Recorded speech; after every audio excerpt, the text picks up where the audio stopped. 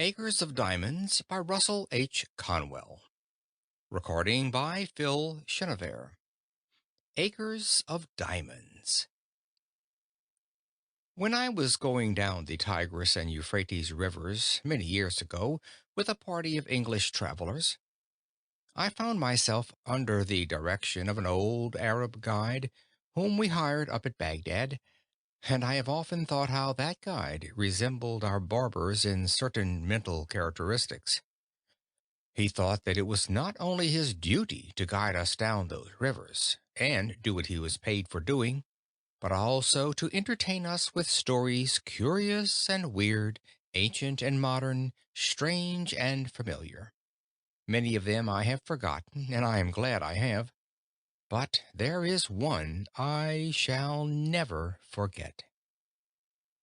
The old guide was leading my camel by its halter along the banks of those ancient rivers, and he told me story after story until I grew weary of his storytelling and ceased to listen. I have never been irritated with that guide when he lost his temper as I ceased listening, but I remembered that he took off his Turkish cap and swung it in a circle to get my attention. I could see it through the corner of my eye, and I determined not to look straight at him for fear he would tell another story. But although I am not a woman, I did finally look, and as soon as I did, he went right into another story. Said he, "I will tell you a story now, which I reserve for my particular friends." When he emphasized the words particular friends, I listened, and I have ever been glad I did.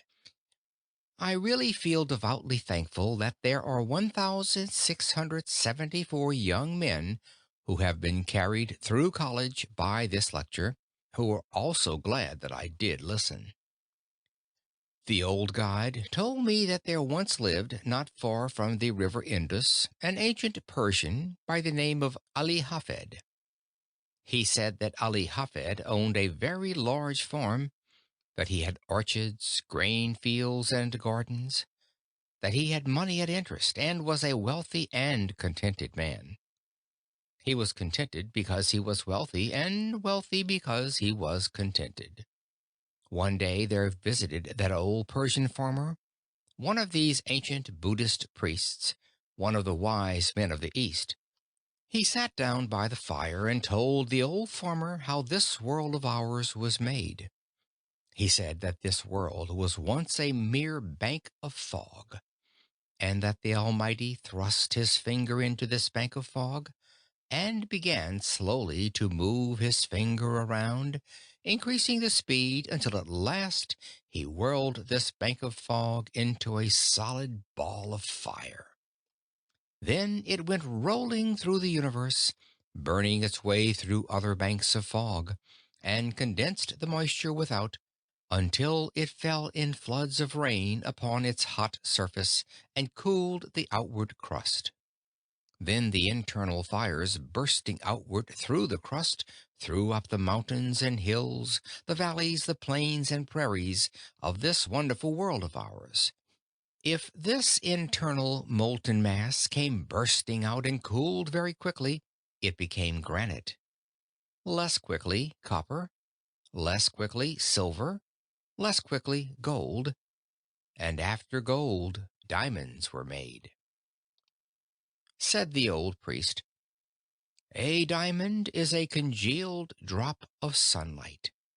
Now, this is literally scientifically true, that a diamond is an actual deposit of carbon from the sun. The old priest told Ali Hafed that if he had one diamond the size of his thumb, he could purchase the country, and if he had a mine of diamonds, he could place his children upon thrones through the influence of their great wealth.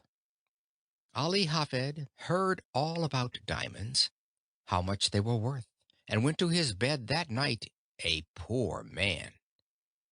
He had not lost anything, but he was poor because he was discontented, and discontented because he feared he was poor. He said, "I want a mine of diamonds." and he lay awake all night. Early in the morning he sought out the priest. I know by experience that a priest is very cross when awakened early in the morning, and when he shook that old priest out of his dreams, Ali Hafed said to him, "Will you tell me where I can find diamonds?" "Diamonds? What do you want with diamonds?" "Why, I wish to be immensely rich." "Well, then, go along and find them. That is all you have to do. Go and find them, and then you will have them." "But I don't know where to go." "Well, if you will find a river that runs through white sands between high mountains, in those white sands you will always find diamonds." "I don't believe there is any such river." "Oh, yes, there are plenty of them. All you have to do is go and find them, and then you have them," said Ali Hafed. "I will go." So he sold his farm, collected his money, left his family in charge of a neighbor, and away he went in search of diamonds. He began his search very properly, to my mind, at the Mountains of the Moon. Afterwards he came around into Palestine, then wandered on into Europe, and at last, when his money was all spent and he was in rags, wretchedness, and poverty, he stood by the shore of that bay at Barcelona in Spain, when a great tidal wave came rolling in between the pillars of Hercules, and the poor, afflicted, suffering, dying man could not resist the awful temptation to cast himself into that incoming tide, and he sank beneath its foaming crest, never to rise in this life again.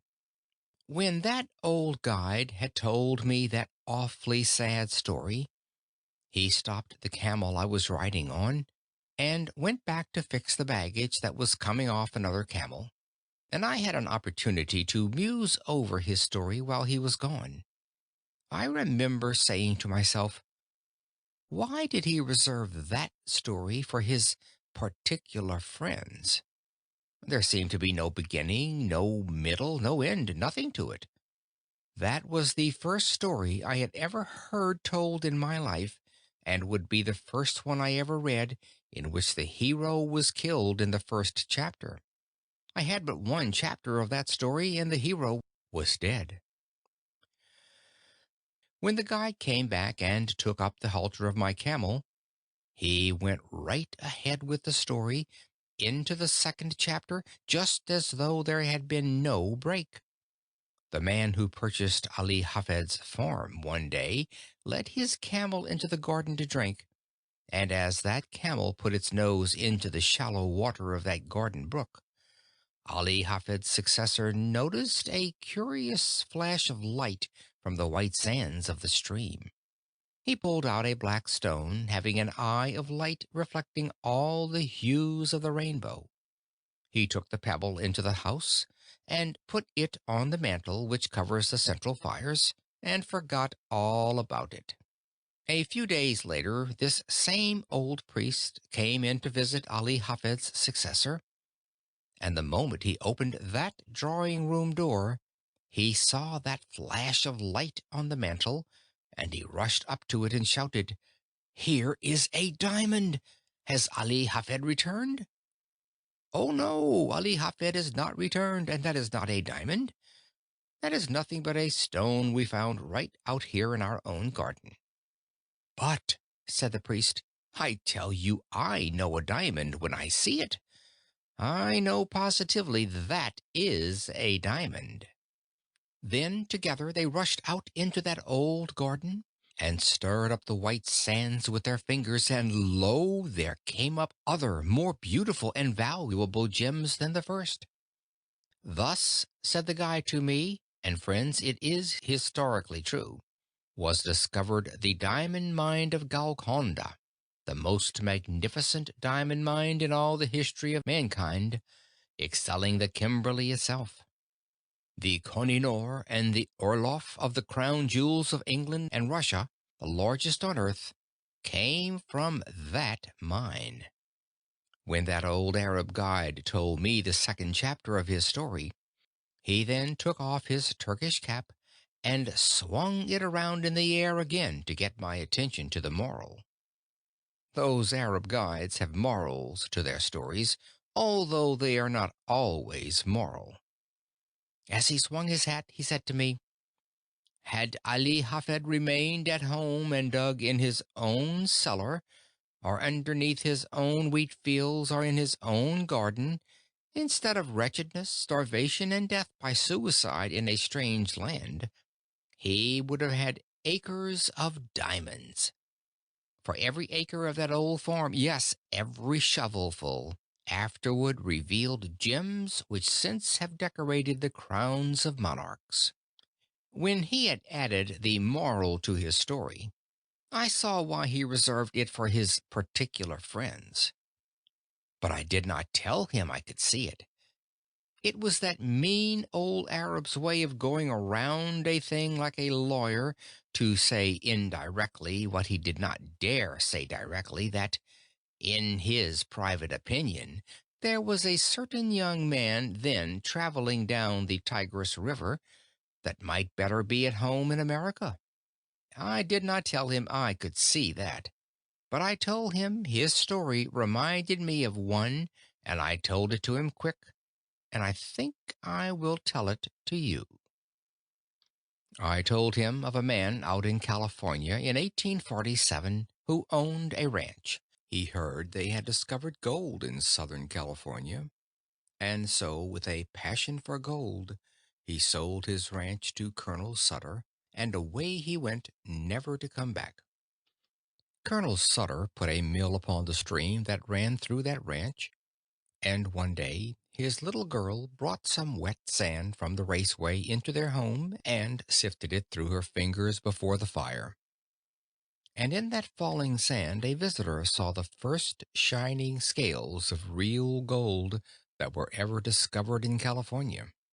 The man who owned that ranch wanted gold, and he could have secured it for the mere taking. Indeed, 38 millions of dollars have been taken out of very few acres since then.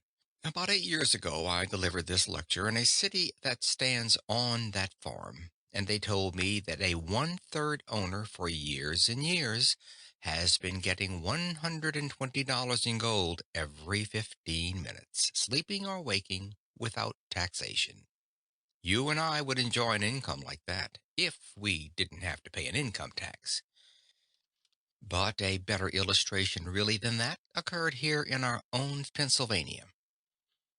If there is anything I enjoy above another on the platform, it is to get one of these German audiences in Pennsylvania before me and fire that at them, and I enjoy it tonight. There was a man living in Pennsylvania, not unlike some Pennsylvanians you have seen, who owned a farm, and he did with that farm just what I would do with a farm if I owned one in Pennsylvania. He sold it. But before he sold it, he decided to secure employment collecting coal oil for his cousin, who was in the business in Canada, where they first discovered oil on this continent. They dipped it from the running streams at that early time. So this Pennsylvania farmer wrote to his cousin asking for employment. You see, friends, this farmer was not altogether a foolish man. No, he was not. He did not leave his farm until he had something else to do.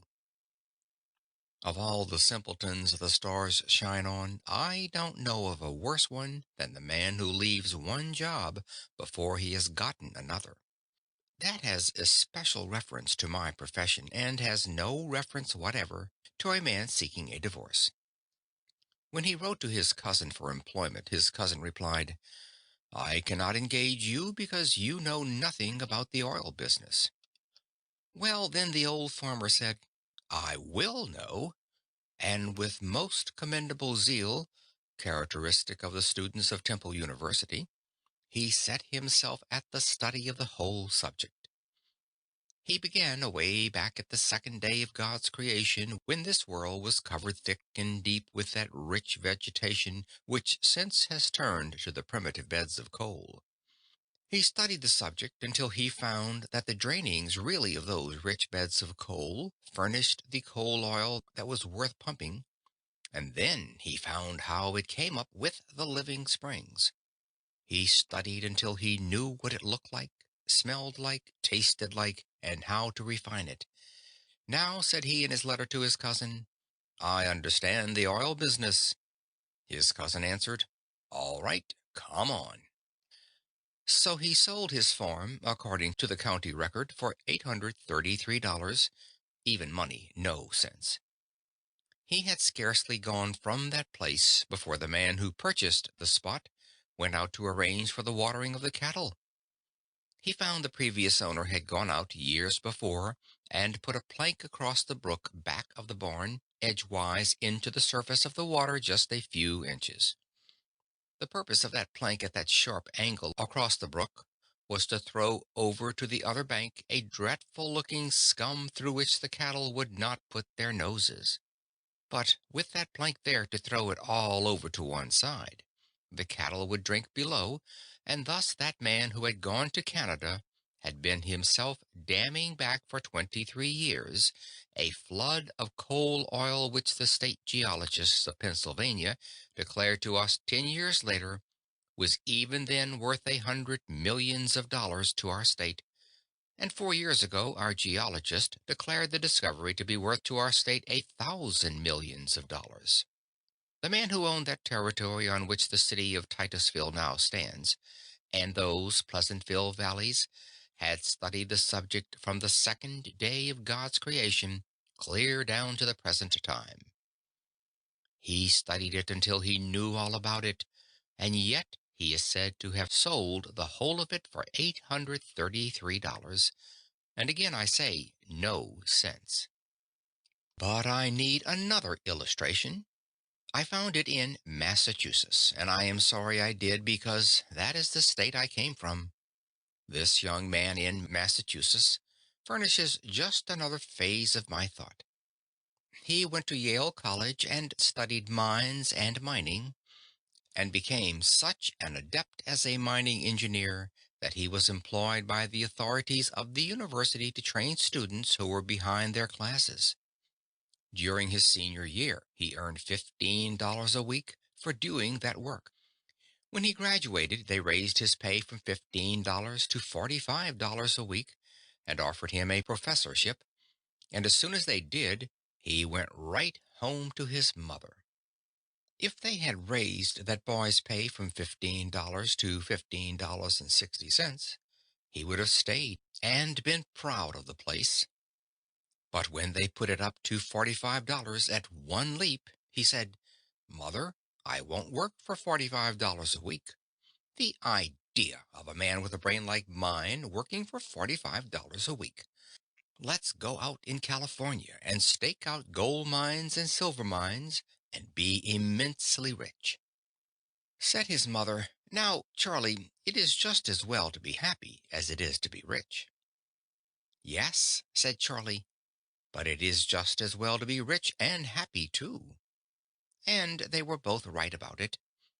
As he was an only son and she a widow, of course he had his way. They always do. They sold out in Massachusetts, and instead of going to California, they went to Wisconsin, where he went into the employ of the Superior Copper Mining Company at $15 a week again, but with the proviso in his contract that he should have an interest in any mines he should discover for the company. I don't believe he ever discovered a mine, and if I am looking in the face of any stockholder of that copper company, you wish he had discovered something or other. I have friends who are not here because they could not afford a ticket, who did have stock in that company at the time this young man was employed there. This young man went out there, and I have not heard a word from him. I don't know what became of him, and I don't know whether he found any mines or not, but I don't believe he ever did. But I do know the other end of the line. He had scarcely gotten out of the old homestead before the succeeding owner went out to dig potatoes. The potatoes were already growing in the ground when he bought the farm, And as the old farmer was bringing in a basket of potatoes, it hugged very tight between the ends of the stone fence. You know, in Massachusetts, our farms are nearly all stone wall. There you are obliged to be very economical of front gateways in order to have some place to put the stone. When that basket hugged so tight, he set it down on the ground, and then dragged on one side and pulled on the other side. And as he was dragging that basket through, this farmer noticed in the upper and outer corner of that stone wall, right next to the gate, a block of native silver 8 inches square. That professor of mines, mining, and mineralogy, who knew so much about the subject that he would not work for $45 a week, when he sold that homestead in Massachusetts, sat right on that silver to make the bargain. He was born on that homestead, was brought up there, and had gone back and forth rubbing the stone with his sleeve until it reflected his countenance and seemed to say, "Here is $100,000 right down here just for the taking." But he would not take it. It was in a home in Newburyport, Massachusetts, and there was no silver there. All away off. Well, I don't know where, and he did not, but somewhere else. And he was a professor of mineralogy. My friends, that mistake is very universally made. And why should we even smile at him? I often wonder what has become of him. I do not know it all, but I will tell you what I guess as a Yankee. I guess that he sits out there by his fireside tonight with his friends gathered around him, and he is saying to them something like this. "Do you know that man Conwell who lives in Philadelphia?" "Oh, yes, I have heard of him." "Do you know that man Jones that lives in Philadelphia?" "Yes, I have heard of him too."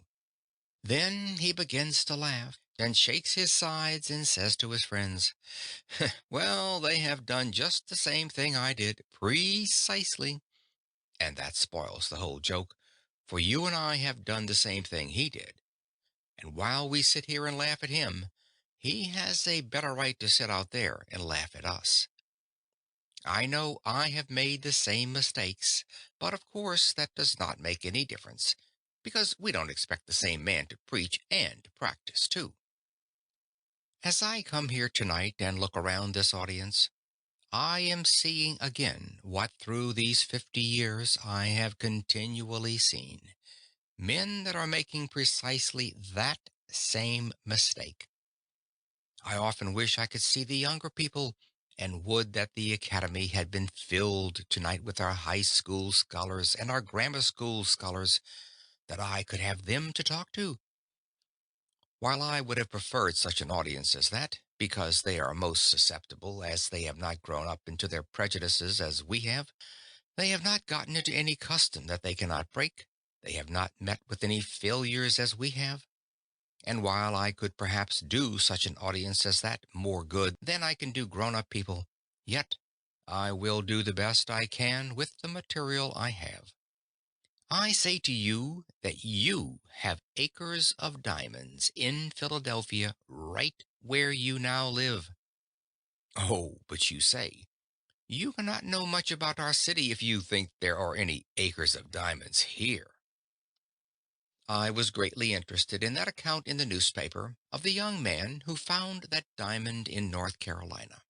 It was one of the purest diamonds that has ever been discovered, and it has several predecessors near the same locality. I went to a distinguished professor in mineralogy and asked him where he thought those diamonds came from. The professor secured the map of the geologic formations of our continent and traced it. He said it went either through the underlying carboniferous strata adapted for such production westward through Ohio and the Mississippi, or in more probability came eastward through Virginia and up the shore of the Atlantic Ocean. It is a fact that the diamonds were there, for they have been discovered and sold, and that they were carried down there during the drift period from some northern locality. Now, who can say but some person going down with his drill in Philadelphia will find some trace of a diamond mine yet down here? Oh, friends, You cannot say that you are not over one of the greatest diamond mines in the world, for such a diamond as that only comes from the most profitable mines that are found on earth. But it serves simply to illustrate my thought, which I emphasize by saying if you do not have the actual diamond mines literally, you have all that they would be good for to you. Because now that the Queen of England has given the greatest compliment ever conferred upon American women for her attire, because she did not appear with any jewels at all at the late reception in England, it has almost done away with the use of diamonds anyhow. All you would care for would be the few you would wear if you wish to be modest, and the rest you would sell for money. Now then, I say again that the opportunity to get rich, to attain unto great wealth, is here in Philadelphia now, within the reach of almost every man and woman who hears me speak tonight.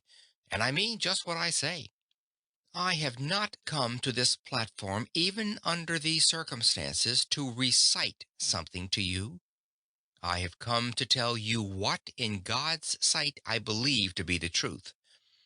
And if the years of life have been of any value to me in the attainment of common sense, I know I am right.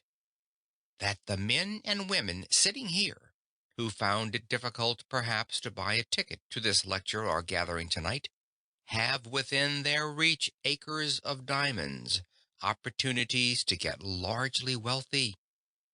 There never was a place on earth more adapted than the city of Philadelphia today, and never in the history of the world did a poor man without capital have such an opportunity to get rich quickly and honestly as he has now in our city. I say it is the truth, and I want you to accept it as such. For if you think I have come to simply recite something, then I would better not be here. I have no time to waste in any such talk, but to say things I believe. And unless some of you get richer for what I am saying tonight, my time is wasted. I say that you ought to get rich, and it is your duty to get rich. How many of my pious brethren say to me, "Do you, a Christian minister, spend your time going up and down the country advising young people to get rich, to get money?" Yes, of course I do. They say, "Isn't that awful? Why don't you preach the gospel instead of preaching about man's making money?" Because to make money honestly is to preach the gospel. That is the reason. The men who get rich may be the most honest men you find in the community. Oh, but says some young man here tonight, "I've been told all my life that if a person has money, he is very dishonest and dishonorable and mean and contemptible."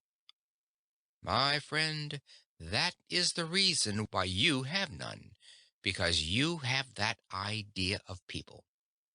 The foundation of your faith is altogether false. Let me say here clearly, and say it briefly, though subject to discussion, which I have not time for here.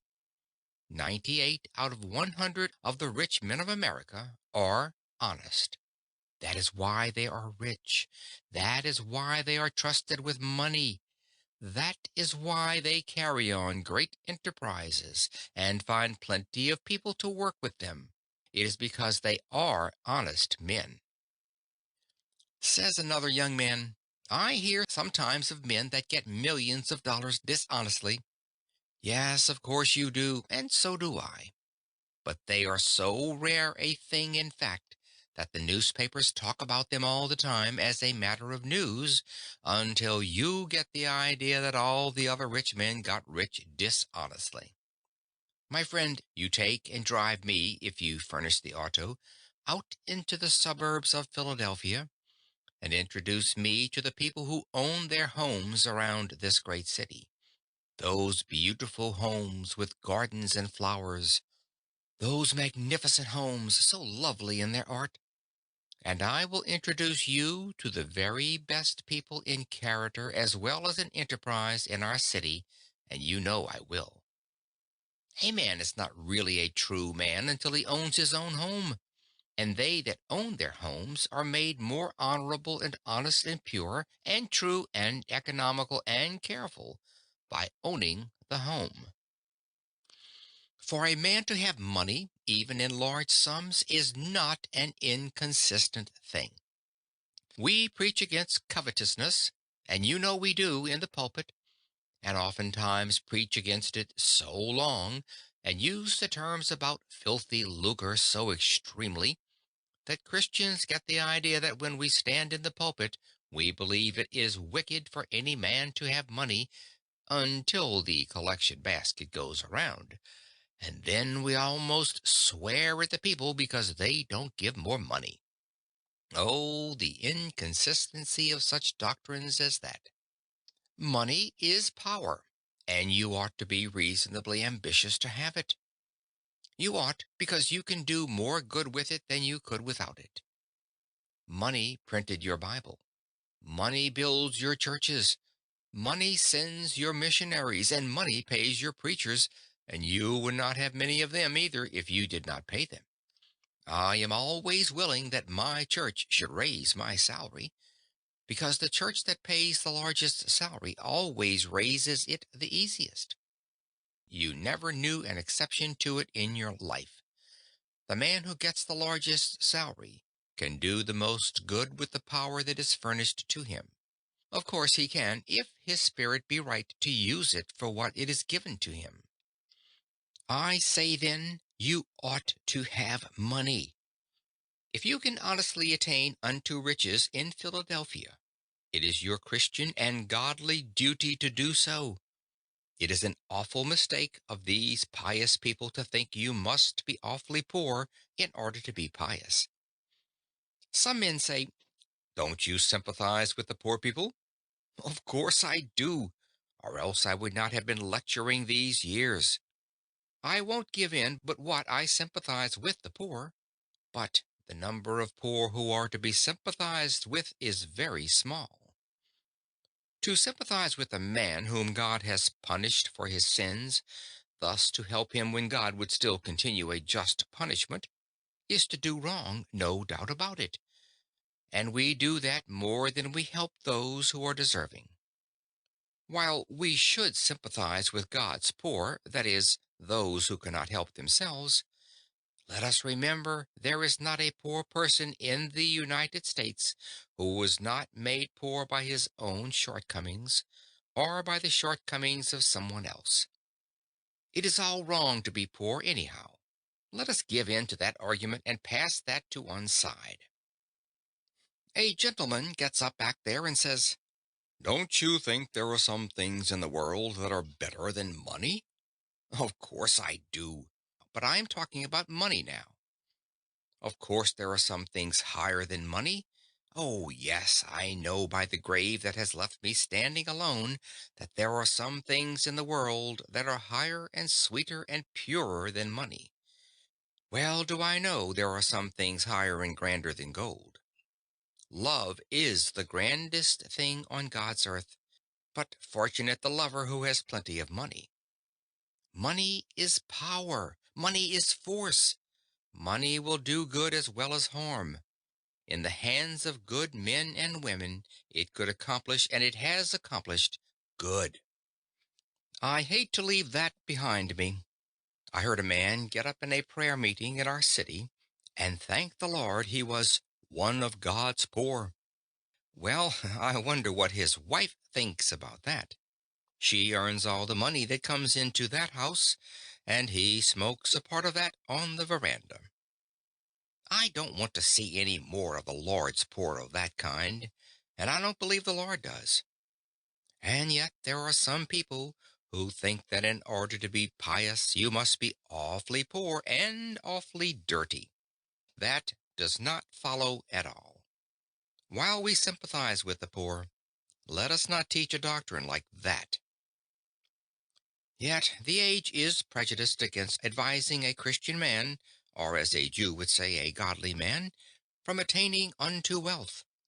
The prejudice is so universal, and the years are far enough back, I think, for me to safely mention that years ago, up at Temple University, There was a young man in our theological school who thought he was the only pious student in that department. He came into my office one evening and sat down by my desk and said to me, "Mr. President, I think it is my duty, sir, to come in and labor with you." "What has happened now?" said he. "I heard you say at the academy at the Pierce School commencement that you thought it was an honorable ambition for a young man to desire to have wealth, and that you thought it made him temperate, made him anxious to have a good name, and made him industrious. You spoke about man's ambition to have money helping to make him a good man. Sir, I have come to tell you the Holy Bible says that money is the root of all evil." I told him I had never seen it in the Bible, and advised him to go out into the chapel and get the Bible and show me the place. So he went for the Bible, and soon he stalked into my office with the Bible open, with all the bigoted pride of the narrow sectarian, or of one who founds his Christianity on some misinterpretation of Scripture. He flung the Bible down on my desk and fairly squealed into my ear. "There it is, Mr. President. You can read it for yourself." I said to him, "Well, young man, you will learn when you get a little older that you cannot trust another denomination to read the Bible for you. You belong to another denomination. You are taught in the theological school, however, that emphasis is exegesis. Now, will you take that Bible and read it yourself and give the proper emphasis to it?" He took the Bible and proudly read, "The love of money is the root of all evil." Then he had it right. And when one does quote aright from that same old book, he quotes the absolute truth.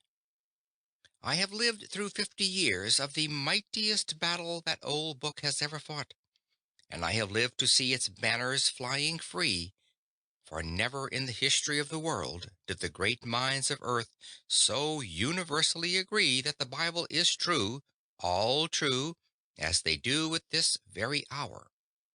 So I say that when he quoted right, of course, he quoted the absolute truth. The love of money is the root of all evil. He who tries to attain unto it too quickly or dishonestly will fall into many snares, no doubt about that. The love of money. What is that? It is the making an idol of money, and idolatry, pure and simple, everywhere, is condemned by the Holy Scriptures and by man's common sense. The man that worships the dollar instead of thinking of the purposes for which it ought to be used, the man who idolizes simply money, the miser that hoards his money in the cellar, or hides it in his stocking, or refuses to invest it where it will do the world good, that man who hugs the dollar until the eagle squeals has in him the root of all evil. I think I will leave that behind me now and answer the question of nearly all of you who are asking, is there opportunity to get rich in Philadelphia? Well, now, how simple a thing it is to see where it is, and the instant you see where it is yours. Some old gentleman gets up back there and says, "Mr. Conwell, have you lived in Philadelphia for 31 years and don't know that the time has gone by when you can make anything in this city?" No, I don't think it is. Yes, it is. I have tried it. What business are you in? I kept a store here for 20 years and never made over $1,000 in the whole 20 years. Well, then, you can measure the good you have been to this city by what this city has paid you, because a man can judge very well what he is worth by what he receives. That is, in what he is to the world at this time. If you have not made over $1,000 in 20 years in Philadelphia, it would have been better for Philadelphia if they had kicked you out of the city 19 years and 9 months ago. A man has no right to keep a store in Philadelphia 20 years and not make at least $500,000, even though it be a corner grocery uptown. You say, "You cannot make $5,000 in a store now." Oh, my friends, if you will take only 4 blocks around you and find out what the people want and what you ought to supply and set them down with your pencil and figure up the profits you would make if you did supply them, you would very soon see it. There is wealth right within the sound of your voice. Someone says, "You don't know anything about business. A preacher never knows a thing about business." Well, then I will have to prove that I am an expert. I don't like to do this, but I have to do it because my testimony will not be taken if I am not an expert. My father kept a country store, and if there is any place under the stars where a man gets all sorts of experience in every kind of mercantile transactions, it is in the country store. I am not proud of my experience, but sometimes when my father was away, he would leave me in charge of the store, though fortunately for him that was not very often. But this did occur many times, friends. A man would come in the store and say to me, "Do you keep jackknives?" "No, we don't keep jackknives." And I went off whistling a tune. What did I care about that man, anyhow? Then another farmer would come in and say, "Do you keep jackknives?" "No, we don't keep jackknives." Then I went away and whistled another tune. Then a third man came right in the same door and said, "Do you keep jackknives?" "No. Why is every one around here asking for jackknives? Do you suppose we are keeping this store to supply the whole neighborhood with jackknives?" Do you carry on your store like that in Philadelphia? The difficulty was, I had not then learned that the foundation of godliness and the foundation principle of success in business are both the same precisely. The man who says, "I cannot carry my religion into business," advertises himself either as being an imbecile in business, or on the road to bankruptcy, or a thief. One of the three, sure. He will fail within a very few years. He certainly will if he doesn't carry his religion into business. If I had been carrying on my father's store on a Christian plan, godly plan, I would have had a jackknife for the third man when he called for it. Then I would have actually done him a kindness, and I would have received a reward myself, which it would have been my duty to take. There are some over pious Christian people who think if you take any profit on anything you sell, that you are an unrighteous man. On the contrary, you would be a criminal to sell goods for less than they cost. You have no right to do that. You cannot trust a man with your money who cannot take care of his own. You cannot trust a man in your family that is not true to his own wife. You cannot trust a man in the world who does not begin with his own heart, his own character, and his own life. It would have been my duty to have furnished a jackknife to the third man, or the second, and to have sold it to him and actually profited myself. I have no more right to sell goods without making a profit on them than I have to overcharge him dishonestly beyond what they are worth. But I should so sell each bill of goods that the person to whom I sell shall make as much as I make. To live and let live is the principle of the gospel, and the principle of everyday common sense. Oh, young man, hear me. Live as you go along. Do not wait until you have reached my years before you begin to enjoy anything of this life. If I had the millions back, or 50 cents of it, which I have tried to earn in these years, it would not do me anything like the good that it does me now in this almost sacred presence tonight. Oh, yes, I am paid over and over 100-fold tonight for dividing as I have tried to do in some measure as I went along through the years. I ought not to speak that way. It sounds egotistic, but I am old enough now to be excused for that. I should have helped my fellow men, which I have tried to do, and everyone should try to do, and get the happiness of it. The man who goes home with the sense that he has stolen $1 that day, that he has robbed a man of what was his honest due, is not going to sweet rest. He arises tired in the morning, and goes with an unclean conscience to his work the next day. He is not a successful man at all, although he may have laid up millions. But the man who goes through life dividing always with his fellow men, making and demanding his own rights and his own profits, and giving to every other man his rights and profits, lives every day, and not only that, but it is the royal road to great wealth. The history of the thousands of millionaires shows this to be the case. The man over there, who said he could not make anything in a store in Philadelphia, has been carrying on his store on the wrong principle. Suppose I go into your store tomorrow morning and ask, "Do you know neighbor A who lives 1 square away at house number 1240?" "Oh, yes, I have met him. He deals here at the corner store." "Where did he come from?" "I don't know."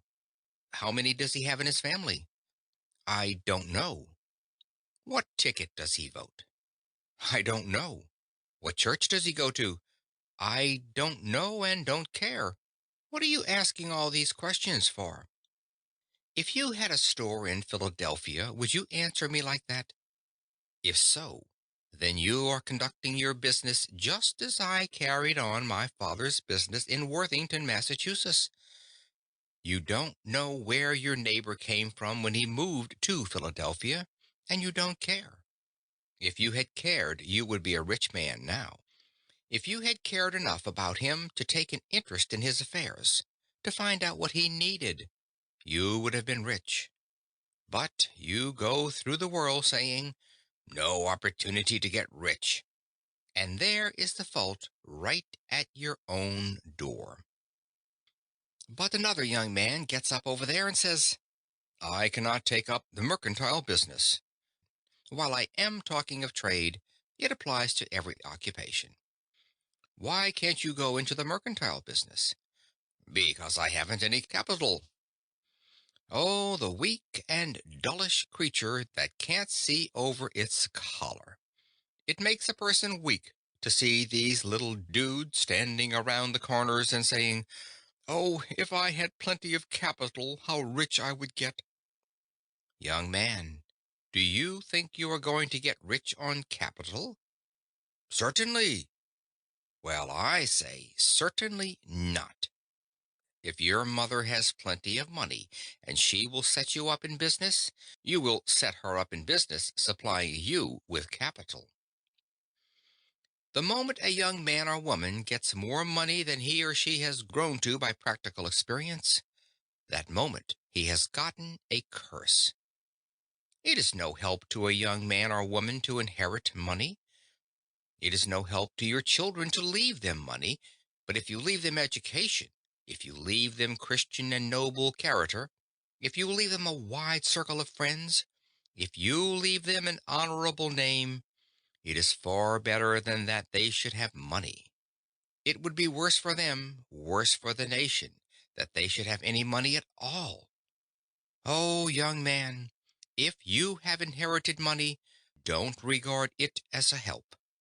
It will curse you through your years and deprive you of the very best things of human life.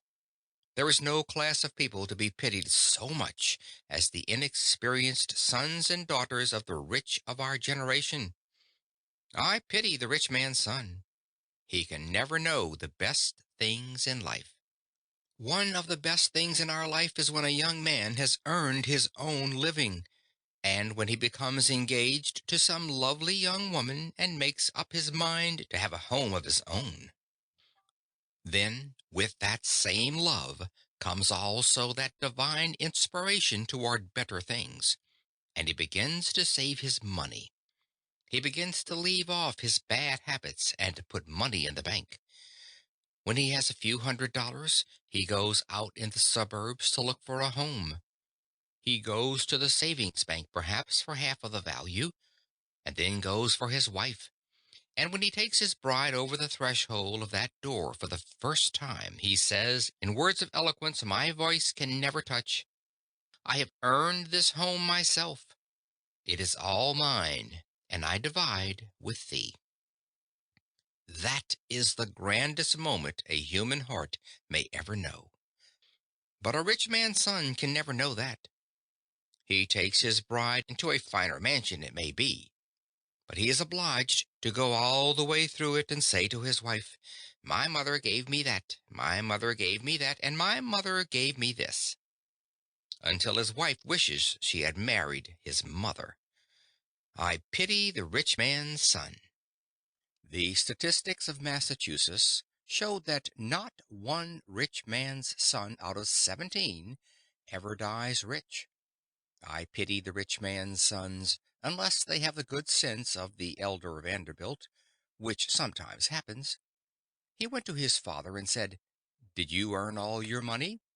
I did, my son. I began to work on a ferry boat for 25 cents a day. Then, said his son, I will have none of your money. And he too tried to get employment on a ferry boat that Saturday night. He could not get one there, but he did get a place for $3 a week. Of course, if a rich man's son will do that, he will get the discipline of a poor boy that is worth more than a university education to any man.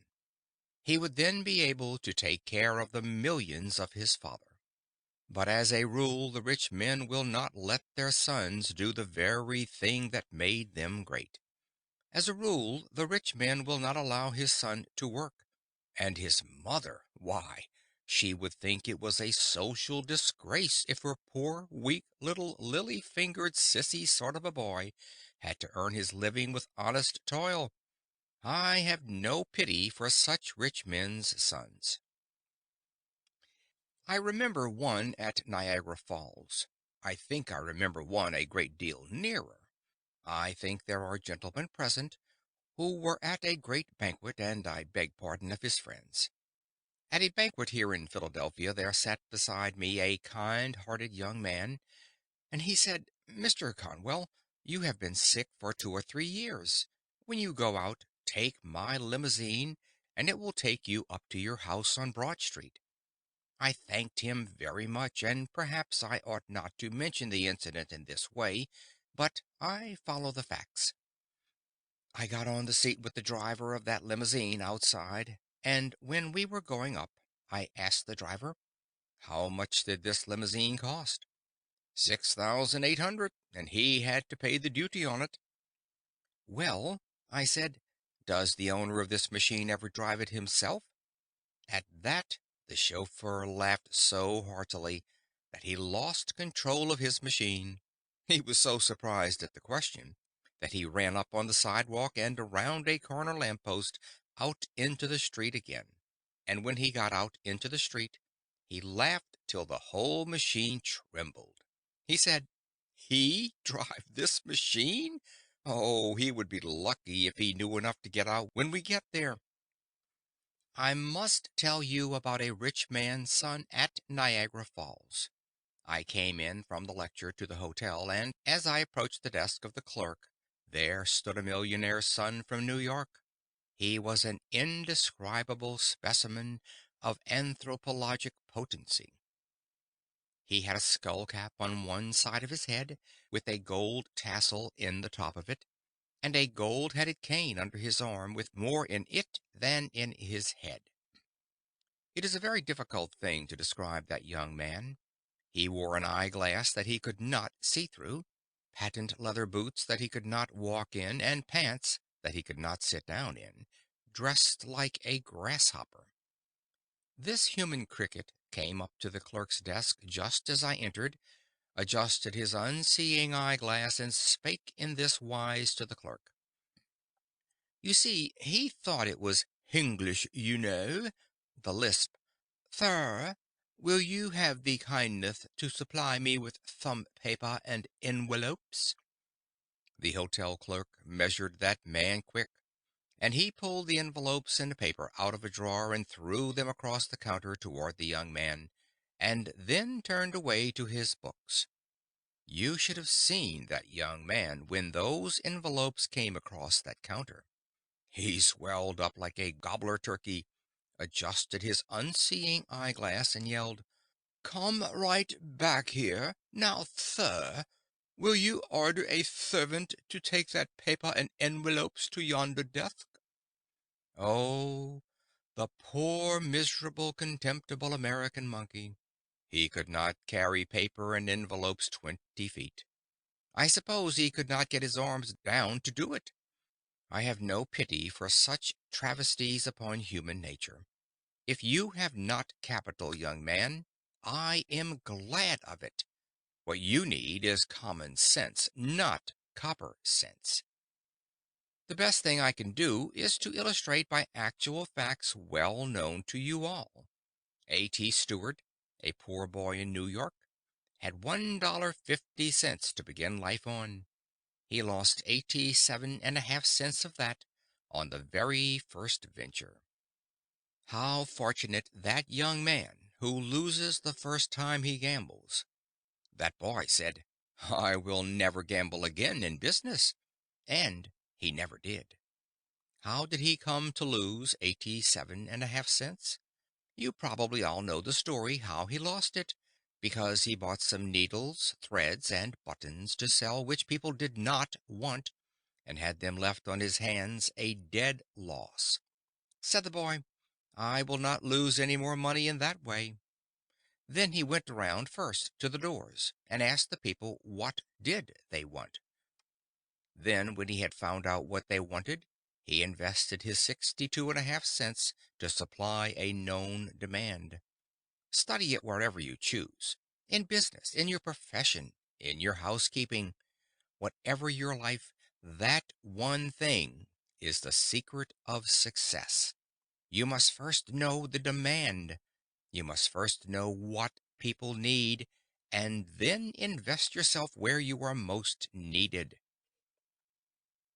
A.T. Stewart went on that principle until he was worth what amounted afterward to 40 millions of dollars, owning the very store in which Mr. Wanamaker carries on his great work in New York.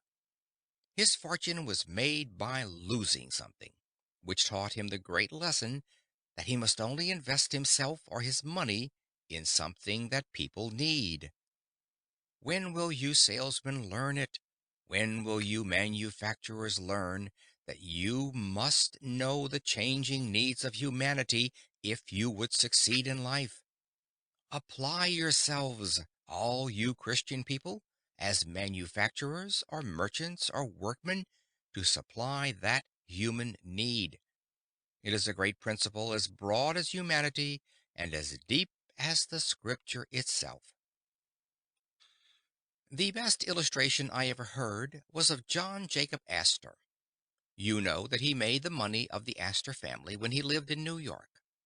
He came across the sea in debt for his fare. But that poor boy with nothing in his pocket made the fortune of the Astor family on one principle. Some young man here tonight will say, "Well, they could make those fortunes over in New York, but they could not do it in Philadelphia." My friends, did you ever read that wonderful book of Rees?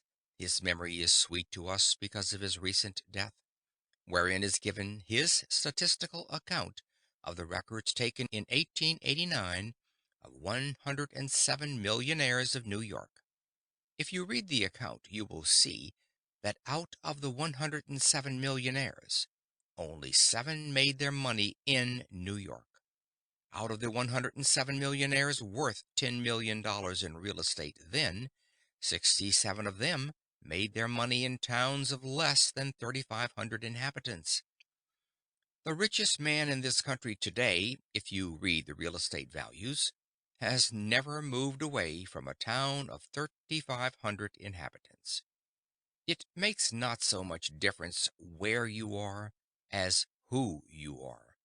If you cannot get rich in Philadelphia, you certainly cannot do it in New York.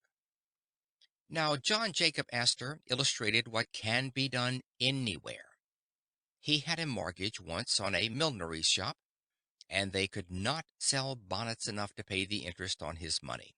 So he foreclosed that mortgage, took possession of the store, and went into partnership with the very same people in the same store with the same capital. He did not give them a dollar of capital. They had to sell goods to get any money. Then he left them alone in the store just as they had been before, and he went out and sat down on a bench in the park in the shade. What was John Jacob Astor doing out there, and in partnership with people who had failed on his own hands? He had the most important, and to my mind, the most pleasant part of that partnership on his hands. For as John Jacob Astor sat on that bench, he was watching the ladies as they went by, and where is the man who would not get rich at that business?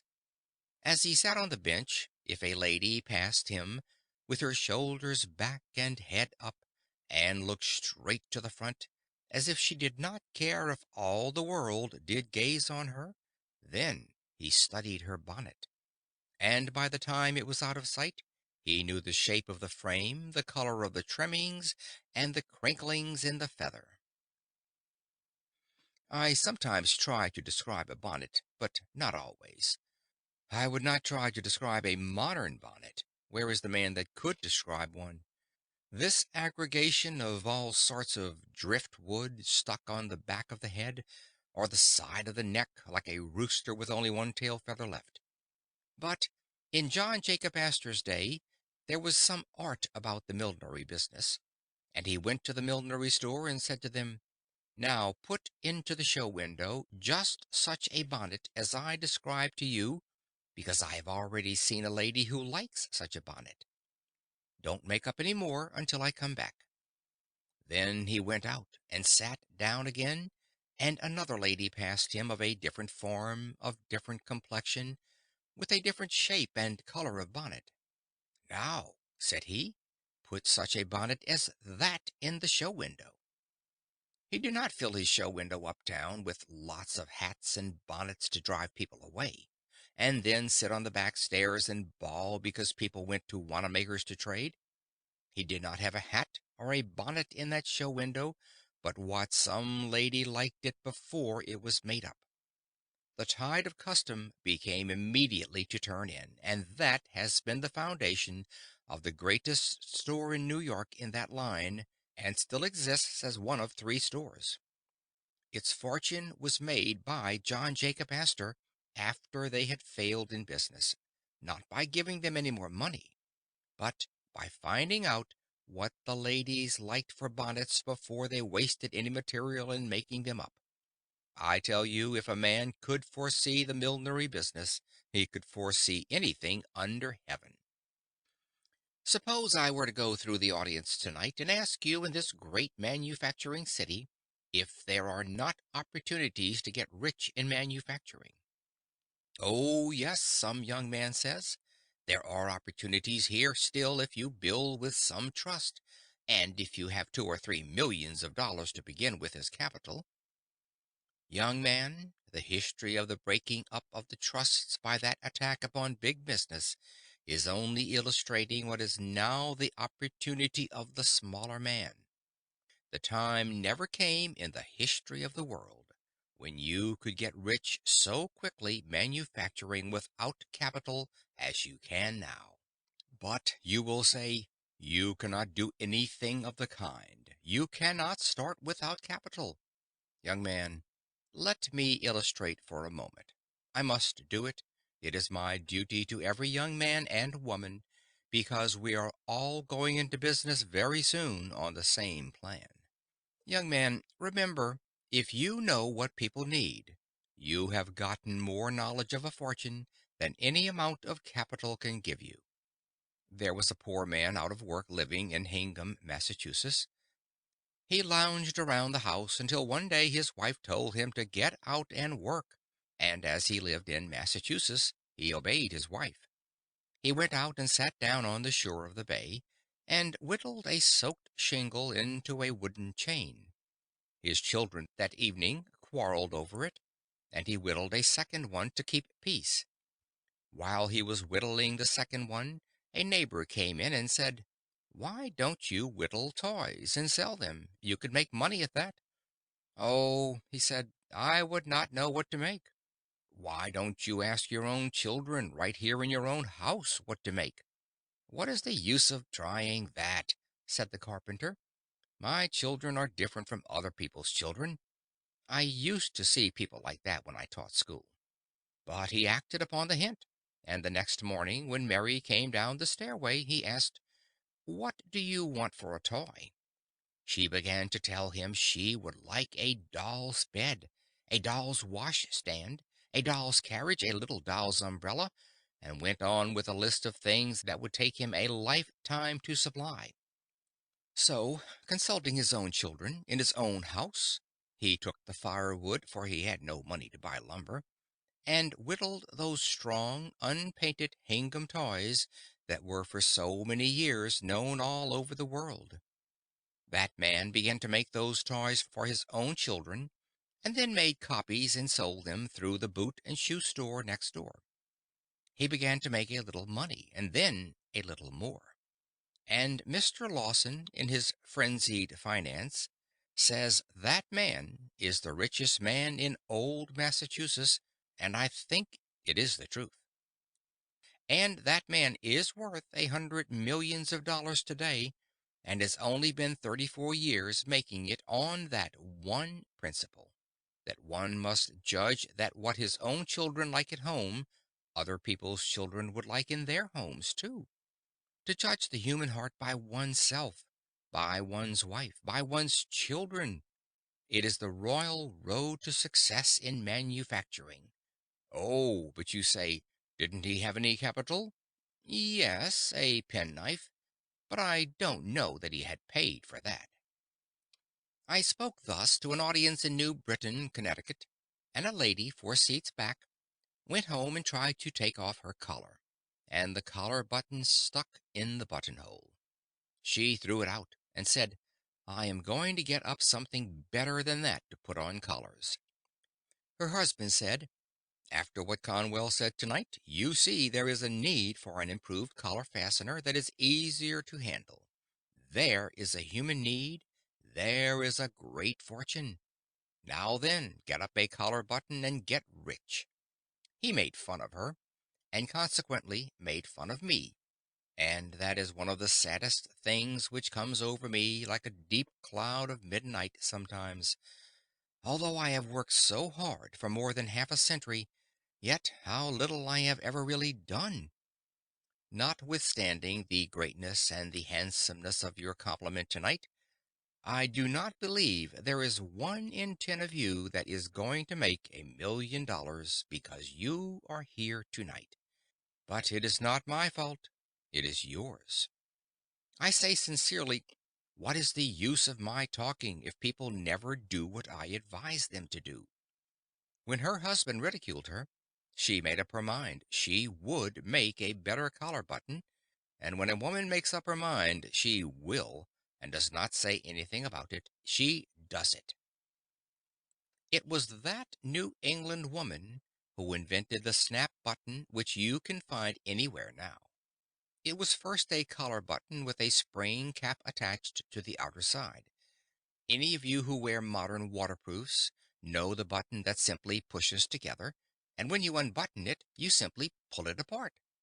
That is the button to which I refer and which she invented. She afterward invented several other buttons, then invested in more, and then was taken into partnership with great factories.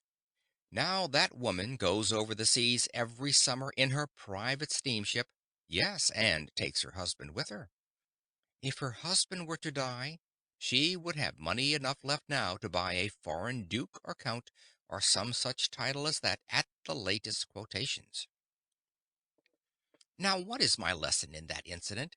It is this. I told her then, though I did not know her, what I now say to you. Your wealth is near to you. You are looking right over it. And she had to look over it because it was right under her chin. I have read in the newspaper that a woman never invented anything. Well, that newspaper ought to begin again. Of course, I do not refer to gossip. I refer to machines. And if I did, I might better include the men.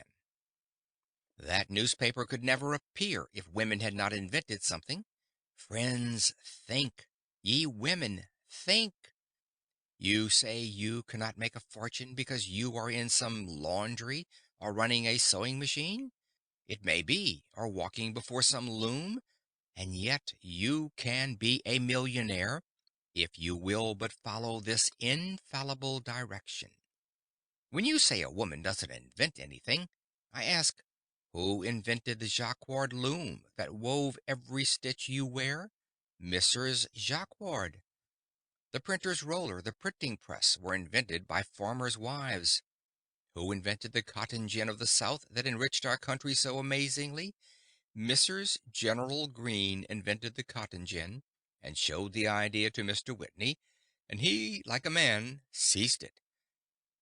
Who was it that invented the sewing machine? If I would go to school tomorrow and ask your children, they would say, Elias Howe.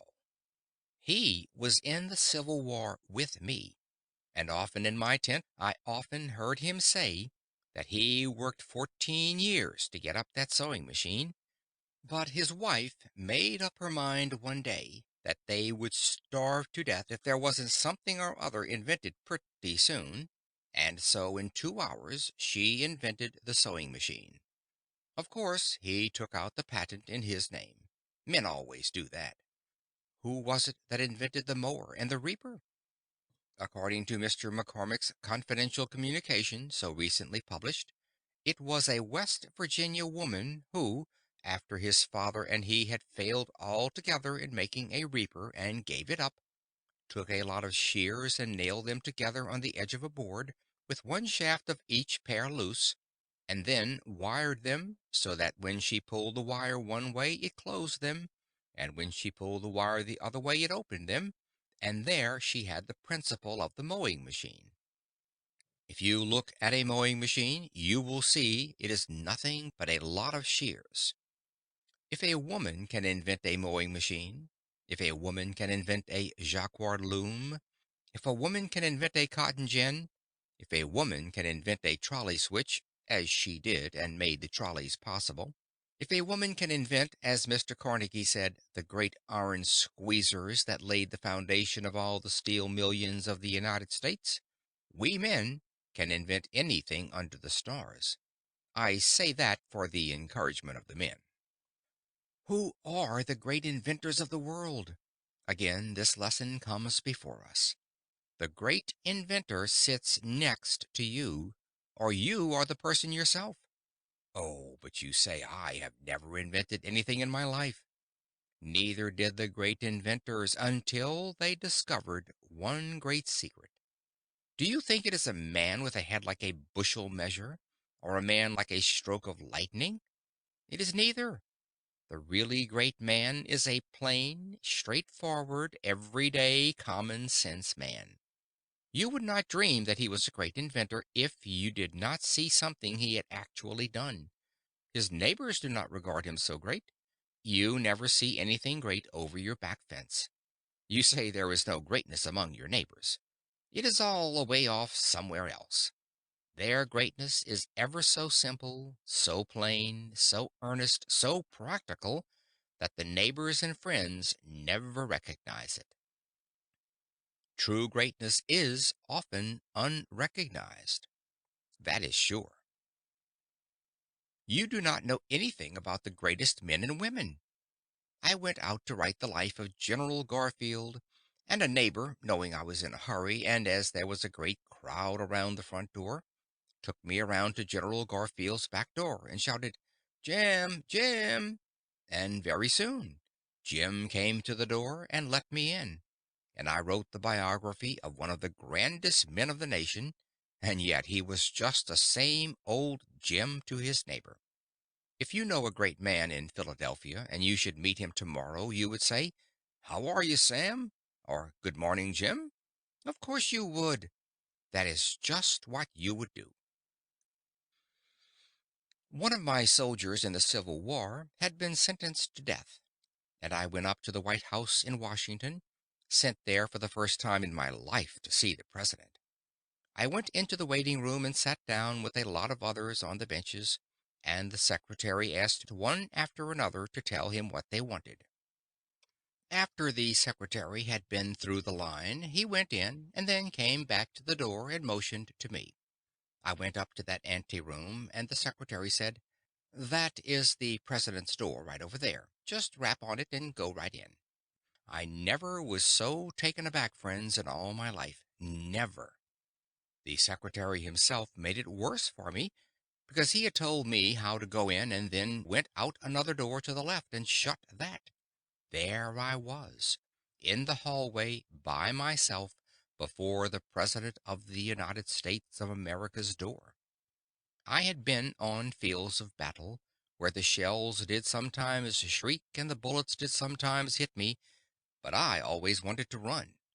I have no sympathy with the old man who says, "I would just as soon march up to the cannon's mouth as eat my dinner."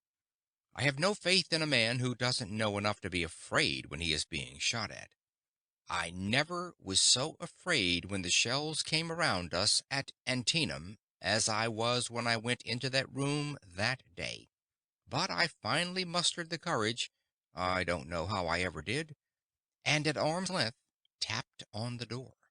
The man inside did not help me at all, but yelled out, "Come in and sit down." Well, I went in and sat down on the edge of a chair, and wished I were in Europe, and the man at the table did not look up. He was one of the world's greatest men, and was made great by one single rule.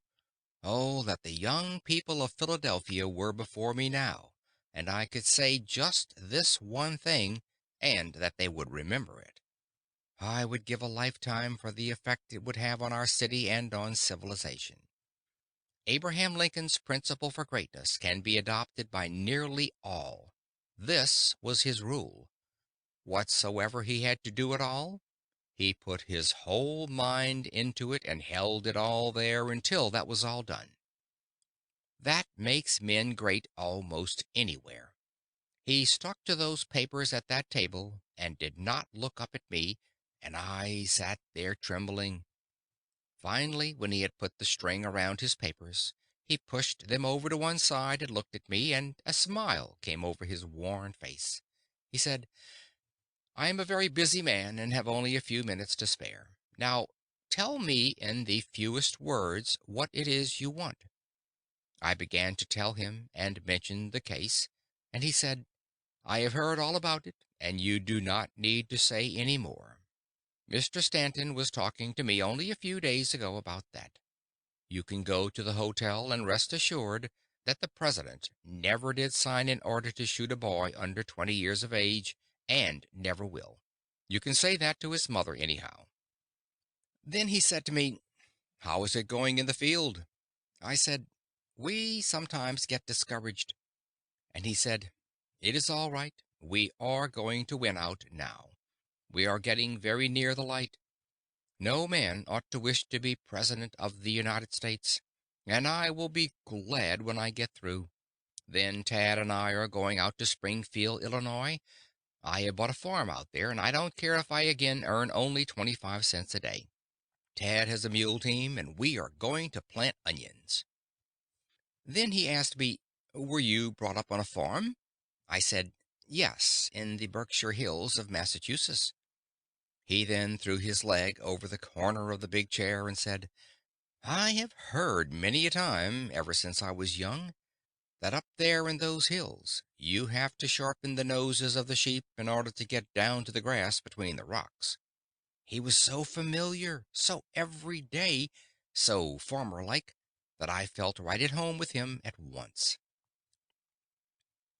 He then took hold of another roll of paper and looked up at me and said, "Good morning." I took the hint then and got up and went out.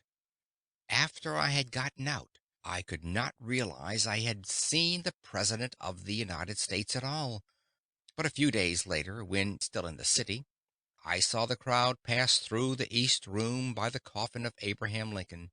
And when I looked at the upturned face of the murdered president, I felt then that the man I had seen such a short time before, who, so simple a man, so plain a man, was one of the greatest men that God ever raised up to lead a nation on to ultimate liberty. Yet he was only Old Abe to his neighbors. When they had the second funeral, I was invited among others, and went out to see that same coffin put back in the tomb at Springfield. Around the tomb stood Lincoln's old neighbors, to whom he was just Old Abe. Of course, that is all they would say.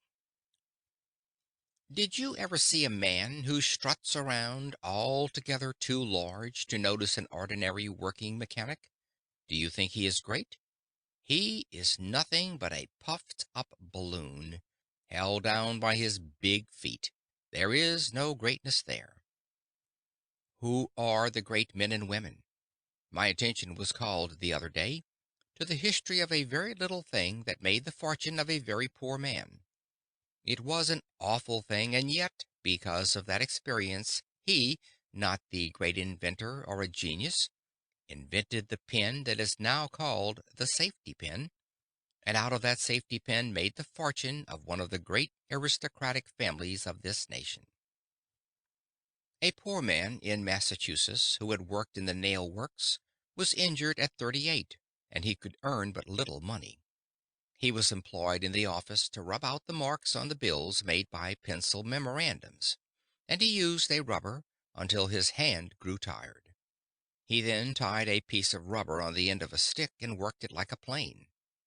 His little girl came and said, "Why, you have a patent, haven't you?" The father said afterward, "My daughter told me when I took that stick and put the rubber on the end that there was a patent, and that was the first thought of that." He went to Boston and applied for his patent, and every one of you that has a rubber tipped pencil in your pocket is now paying tribute to the millionaire. No capital, not a penny did he invest in it. All was income, all the way up into the millions. But let me hasten to one other greater thought. Show me the great men and women who live in Philadelphia. A gentleman over there will get up and say, "We don't have any great men in Philadelphia. They don't live here. They live away in Rome or St. Petersburg or London or Mayenock or anywhere else but here in our town." I have come now to the apex of my thought. I have come now to the heart of the whole matter and to the center of my struggle. Why isn't Philadelphia a greater city in its greater wealth? Why does New York excel Philadelphia? People say, "Because of her harbor." Why do so many other cities of the United States get ahead of Philadelphia now? There is only one answer, and that is because our own people talk down their own city. If there ever was a community on earth that has to be forced ahead, it is the city of Philadelphia. If we are to have a boulevard, talk it down. If we are to have better schools, talk them down. If you wish to have wise legislation, talk it down. Talk all the proposed improvements down. That is the only great wrong that I can lay at the feet of the magnificent Philadelphia that has been so universally kind to me. I say it is time we turn around in our city and begin to talk up the things that are in our city and begin to set them before the world as the people of Chicago, New York, St. Louis, and San Francisco do. Oh, if we only could get that spirit out among our people that we can do things in Philadelphia and do them well. Arise, ye millions of Philadelphians! Trust in God and man, and believe in the great opportunities that are right here, not over in New York or Boston, but here, for business, for everything that is worth living for on earth. There was never an opportunity greater. Let us talk up our own city. But there are two other young men here tonight, and that is all I will venture to say, because it is too late. One over there gets up and says, There is going to be a great man in Philadelphia, but never was one. Oh, is that so? When are you going to be great? When I am elected to some political office. Young man, won't you learn a lesson in the primer of politics that it is a prima facie evidence of littleness to hold office under our form of government? Great men get into office sometimes, but what this country needs is men that will do what we tell them to do. This nation, where the people rule, is governed by the people, for the people. And so long as it is, then the office holder is but the servant of the people, and the Bible says the servant cannot be greater than the master. The Bible says, he that is sent cannot be greater than him who sent him. The people rule, or should rule, and if they do, we do not need the greater men in office. If the great men in America took our offices, we would change to an empire in the next 10 years. I know of a great many young women, now that woman's suffrage is coming, who say, I am going to be President of the United States some day. I believe in woman's suffrage, and there is no doubt but what it is coming, and I am getting out of the way anyhow. I may want an office by and by myself, but if the ambition for an office influences the women in their desire to vote, I want to say right here what I say to the young men, that if you only get the privilege of casting one vote, you don't get anything that is worth while. Unless you can control more than one vote, you will be unknown, and your influence so dissipated as practically not to be felt. This country is not run by votes. Do you think it is? It is governed by influence. It is governed by the ambitions and the enterprises which control votes. The young woman that thinks she is going to vote for the sake of holding an office is making an awful blunder. That other young man gets up and says, there are going to be great men in this country and in Philadelphia. Is that so? When? When there comes a great war.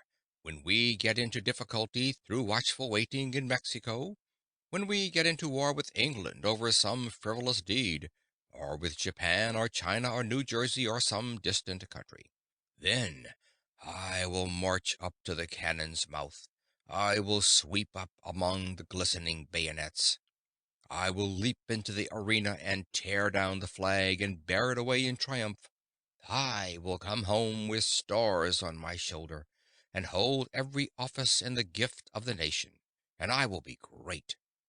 No, you won't. You think you are going to be made great by an office. But remember that if you are not great before you get the office, you won't be great when you secure it. It will only be a burlesque in that shape. We had a peace jubilee here after the Spanish War. Out west, they don't believe this because they said Philadelphia would not have heard of any Spanish War until 50 years hence. Some of you saw the procession go up Broad Street. I was away, but the family wrote to me that the tally-ho coach with Lieutenant Hobson upon it stopped right at the front door, and the people shouted, "Hurrah for Hobson!" And if I had been there, I would have yelled too, because he deserves much more of his country than he has ever received. But suppose I go into school and say, "Who sunk the Merrimac at Santiago?" And if the boys answer me, "Hobson," they will tell me 7/8 of a lie. There were 7 other heroes on that steamer, and they, by virtue of their position, were continually exposed to the Spanish fire, while Hobson, as an officer, might reasonably be behind the smokestack. You have gathered in this house your most intelligent people, and yet, perhaps, not one here can name the other 7 men. We ought not to so teach history. We ought to teach that, however humble a man's station may be, if he does his full duty in that place, he is just as much entitled to the American people's honor as is the king upon his throne. But we do not so teach. We are now teaching everywhere that the generals do all the fighting. I remember that after the war, I went down to see General Robert E. Lee, that magnificent Christian gentleman of whom both North and South are now proud as one of our great Americans. The general told me about his servant, Rassus, who was an enlisted colored soldier. He called him in one day to make fun of him and said, "Rassus, I hear that all the rest of your company are killed, and why are you not killed?" Rassus winked at him and said, "'Cause when there is any fighting going on, I stay back with the generals." I remember another illustration. I would leave it out but for the fact that when you go to the library to read this lecture, you will find that this has been printed in it for 25 years. I shut my eyes, shut them close, and lo, I see the faces of my youth. Yes, they sometimes say to me, "Your hair is not white. You are working night and day without seeming ever to stop. You can't be old." But when I shut my eyes like any other man of my years, oh, then come trooping back the faces of the loved and lost of long ago. And I know, whatever men may say, it is evening time. I shut my eyes now and look back to my native town in Massachusetts, and I see the cattle show ground on the mountain top. I can see the horse sheds there. I can see the Congregational Church, see the town hall and mountaineers' cottages, see a great assembly of people turning out, dressed resplendently, and I can see flags flying and handkerchiefs waving and hear bands playing. I can see that company of soldiers that had re-enlisted marching up on that cattle show ground. I was but a boy, but I was captain of that company, and puffed out with pride. A cambric needle would have burst me all to pieces. Then I thought it was the greatest event that ever came to man on earth. If you have ever thought you would like to be a king or queen, you go and be received by the mayor.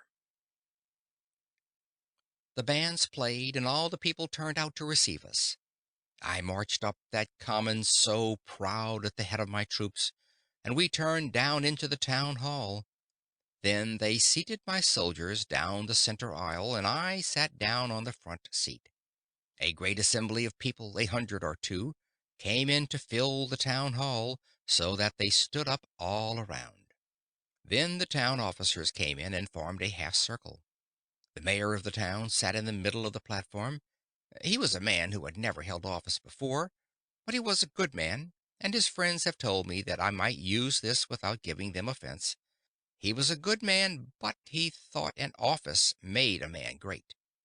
He came up and took his seat, adjusted his powerful spectacles, looked around when he suddenly spied me sitting there on the front seat. He came right forward on the platform and invited me to sit with the town officers. No town officer ever took any notice of me before I went to war, except to advise the teacher to thrash me, and now I was invited up on the stand with the town officers. Oh my! The town mayor was then the emperor, the king of our day and our time. As I came up on the platform, they gave me a chair about this far, I would say, from the front. When I had got seated, the chairman of the selectmen arose and came forward to the table, and we all supposed he would introduce the congregational minister, who was the only orator in town, and that he would give the oration to the returning soldiers. But, friends, you should have seen the surprise which ran over the audience when they discovered that the old fellow was going to deliver that speech himself. He had never made a speech in his life, but he fell into the same error that hundreds of other men have fallen into. It seems so strange that a man won't learn he must speak his piece as a boy if he intends to be an orator when he is grown. But he seems to think all he has to do is hold an office to be a great orator.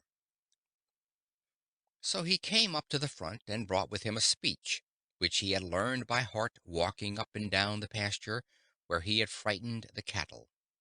He brought the manuscript with him and spread it out on the table so as to be sure he might see it. He adjusted his spectacles and leaned over it for a moment and marched back on that platform and then came forward like this: tramp, tramp, tramp. He must have studied the subject a great deal when you come to think of it, because he assumed an elocutionary attitude. He rested heavily on his left heel, threw back his shoulders, slightly advanced the right foot, opened the organs of speech, and advanced his right foot at an angle of 45. As he stood in that elocutionary attitude, friends, this is just the way that speech went. Some people say to me, "Don't you exaggerate?" That would be impossible. But I am here for the lesson and not for the story, and this is the way it went. "Fellow citizens!" As soon as he heard his voice, his fingers began to go like that, his knees began to shake, and then he trembled all over. He choked and swallowed and came around to the table to look at the manuscript. Then he gathered himself up with clenched fist and came back. "Fellow citizens, fellow citizens. We are, we are, we are very happy. We are very happy. We are very happy. We are very happy to welcome back to their native town these soldiers who have fought and bled and come back again to their native town. We are especially we are especially we are especially pleased to see with us today this young hero." That meant me.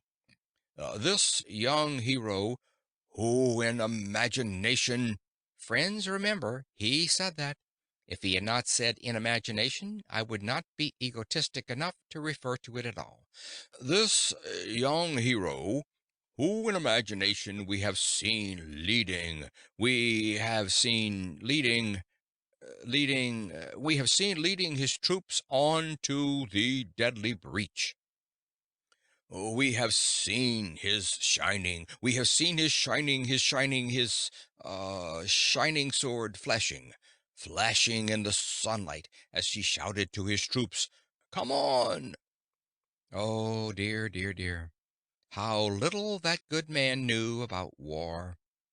If he had known anything about war at all, he ought to have known what any of my GAR comrades here tonight will tell you is true, that it is next to a crime for an officer of infantry ever in time of danger to go ahead of his men. I, with my shining sword flashing in the sunlight, shouting to my troops, 'Come on!' I never did it.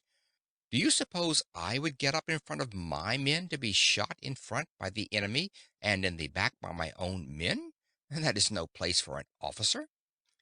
The place for an officer in actual battle is behind the line. How often, as a staff officer, I rode down the line when our men were suddenly called to the line of battle, and the rebel yells were coming out of the woods, and shouted, 'Officers to the rear! Officers to the rear!' Then every officer gets behind the line of private soldiers, and the higher the officer's rank, the farther behind he goes. Not because he is any less the brave, but because the laws of war require that. And yet he shouted, 'I with my shining sword.' In that house there sat the company of my soldiers who had carried that boy across the Carolina rivers that he might not wet his feet. Some of them had gone far out to get a pig or a chicken. Some of them had gone to death under the shell-swept pines in the mountains of Tennessee. Yet in the good man's speech they were scarcely known. He did refer to them, but only incidentally. The hero of the hour was this boy. Did the nation owe him anything? No. Nothing then, and nothing now.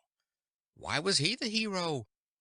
Simply because that man fell into the same human error, that this boy was great because he was an officer, and these were only private soldiers.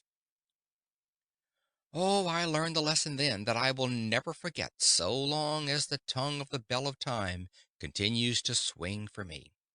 Greatness consists not in the holding of some future office, but really consists in doing great deeds with little means and the accomplishment of vast purposes from the private ranks of life. To be great at all, one must be great here, now, in Philadelphia.